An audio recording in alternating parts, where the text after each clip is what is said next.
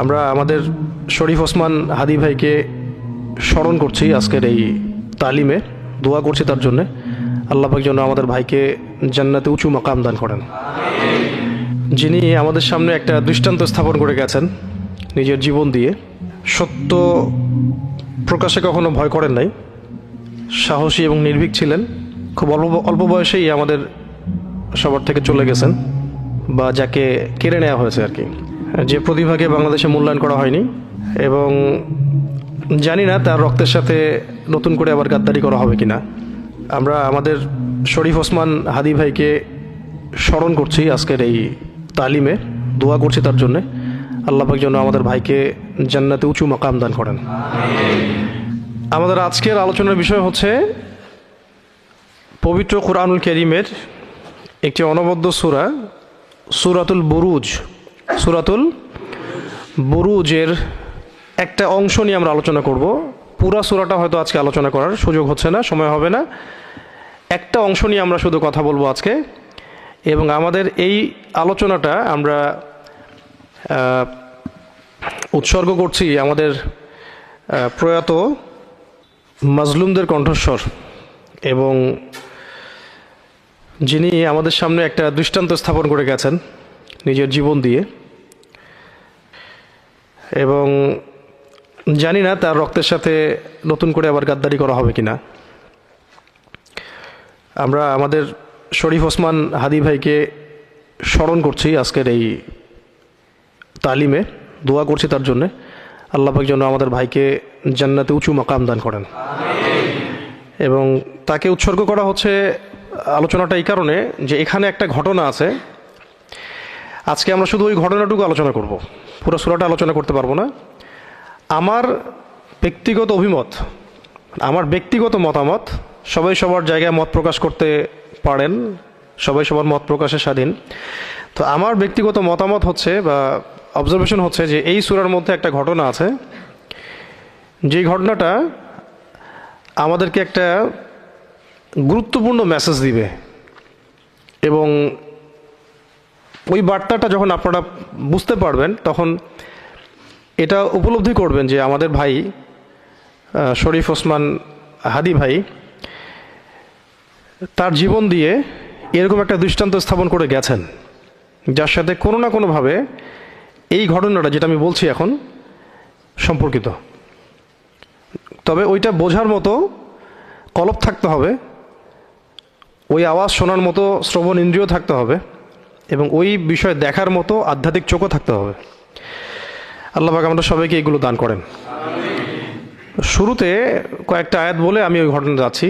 আল্লাহ রাব্বুল আলামিন সূরা বুরুজ, সূরা নম্বর 85, এটা মাক্কি সূরা, এবং সূরার মধ্যে বেশ কয়েকটা ফেজ আছে, অংশ আছে। তার মধ্যে একটা অংশ নিয়ে কথা বলছি। প্রথমে আল্লাহ রাব্বুল আলামিন বলেছেন, বা'দা আউযু বিল্লাহি মিনাশ শাইতানির রাজিম, ওয়াস সামাই যাতিল বুরুজ, ওয়াস সামাই যাতিল বুরুজ।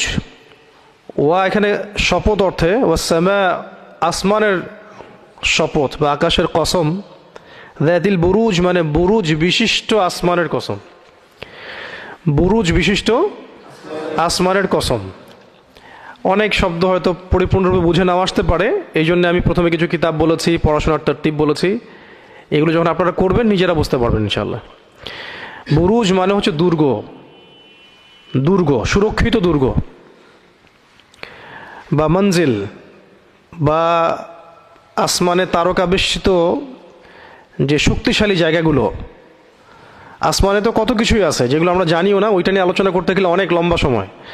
তো এখানে শুধু এতটুকু জানি যে দুর্গ, শক্তিশালী দুর্গকে বুরুজ বলা হয়।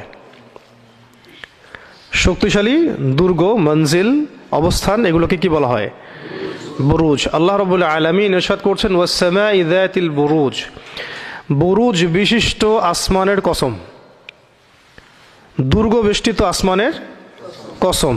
আসমানের দরজাও আছে, আমরা দেখি না। ওয়াস সামাই যাতিল বুরুজ ওয়াল ইয়াউমিল মাউউদ, ওয়াল ইয়াউমিল মাউউদ, প্রতিশ্রুত দিনের কসম, প্রতিশ্রুত দিনের কসম, সেই দিনের কসম যার ওয়াদা করা হয়েছে। কোন দিন? সেটা কোন দিন হতে পারে?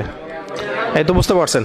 ওয়াল ইয়াউমিল মাউউদ মানে প্রতিশ্রুত দিবসের কসম, মানে কিয়ামতের দিনের কসম। এটা বোঝা যাচ্ছে আল্লাহ রাব্বুল আলামিন যখন কোনো কিছুর কসম করেন সেটা অত্যন্ত গুরুত্বপূর্ণ।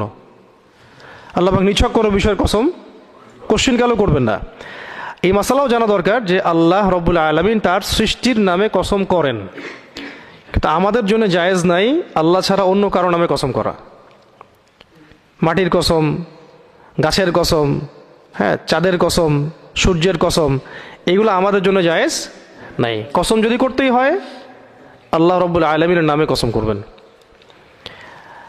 আর একটা হাদিসেও আসছে, মান হালাফা বিগাইরি ইসমিল্লাহি ফাকাদ কাফার, কেউ যদি আল্লাহ ছাড়া অন্য কারো নামে কসম করে তাহলে সেটা হবে কুফরি, ফাকাদ কাফার, ছোট কুফরি, মানে কুফরি আর কি। কেউ যদি আল্লাহ ছাড়া অন্য কারো নামে কসম করে সেটা হবে কুফরি। তো আমরা যদি কসম করতেই চাই তাহলে কার নামে করব? 3 নম্বর আয়াতে আল্লাহ রাব্বুল আলামিন বলেছেন ওয়াশাহিদিন ওয়া মাশহুদ, ওয়াশাহিদিন ওয়া মাশহুদ। শাহিদ মানে হচ্ছে সাক্ষী, শাহিদ মানে যে ঘটনার সাক্ষী, একটা ঘটনা ঘটছে এটার সাক্ষীকে বলা হয় শাহিদ। আল মাশহুদ হচ্ছে ওই ঘটনাটাই যার সাক্ষী থাকা হচ্ছে। শাহিদ হচ্ছে যে সাক্ষী, আর মাশহুদ হচ্ছে ওই উক্ত ঘটনা যার সাক্ষী থাকা হচ্ছে। ও শাহিদি ওয়া মাশহুদ, ঘটনা এবং সাক্ষীর শপথ। নিশ্চয়ই আল্লাহ রাব্বুল আলামিন খুব গুরুত্বপূর্ণ একটা ঘটনার দিকে নিসবত করছেন এখানে। এমন একটা ঘটনা যে ঘটনার আল্লাহ পাক কসম করছেন এবং ওই ঘটনার যারা সাক্ষী তাদের নামেও কসম করা হচ্ছে। ওয়া শাহিদি ওয়া মাশহুদ। এর আগে যে আয়াতটা চলে গেল ওয়াল ইয়াউমিল মাউউদ ওয়া শাহিদি ওয়া মাশহুদ, তো এই শাহিদ মাশহুদের আরেকটা ব্যাখ্যাও করা হয়েছে যে শাহিদ মানে হচ্ছে জুমার দিন। শাহিদ মানে জুমার দিন, মাশহুদ মানে আরাফার দিন, মাশহুদ মানে আরাফার দিন, এভাবে ব্যাখ্যা করা হয়েছে। কিন্তু এখানে একটা ঘটনার দিকে নিসবত করা হচ্ছে যে একটা ঘটনার কসম, এবং সেই ঘটনা যারা দেখেছে, প্রত্যক্ষ করেছে, তাদেরও কসম। তাহলে ঘটনাটা কি চারটাখানি কথা? খুবই গুরুত্বপূর্ণ কোনো ঘটনা, যে ঘটনাটা আল্লাহ রাব্বুল আলামিন আমাদেরকে না জানালে আমরা কখনো জানতে পারতাম না। যেমন ফেরাউনের দাসী বা স্ত্রী, যার কথা আমরা বলি আসিয়া বলি অনেকে, যদিও নামটা কিন্তু কোরআনে নাই, তার পরিণতি কি হয়েছিল? হত্যা করা হয়েছে তাকে, তার সন্তানদেরকেও হত্যা করা হয়েছে, এবং তিনি তখন দোয়া করেছিলেন আল্লাহ রাব্বুল আলামিনের কাছে যে আল্লাহ আমাকে জালেমের হাত থেকে বাঁচাও এবং তোমার কাছে নিকটে একটা জান্নাতে ঘর তৈরি করে দাও। আল্লাহ পাক তার দোয়া কবুল করেছিলেন এবং আল্লাহ রাব্বুল আলামিন তার জন্য জান্নাতে স্পেশাল একটা ঘর তৈরি করে দিয়েছেন।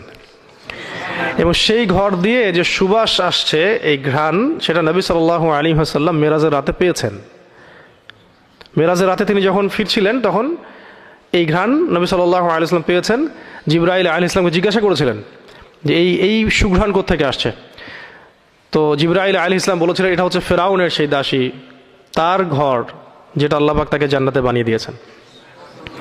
আর ফেরাউনের দাসী যে জান্নাতে গিয়েছে, এটা কি আমরা কোরআন নাজিল না হলে জানতে পারতাম? এই ঘটনা জানতে পারতাম না।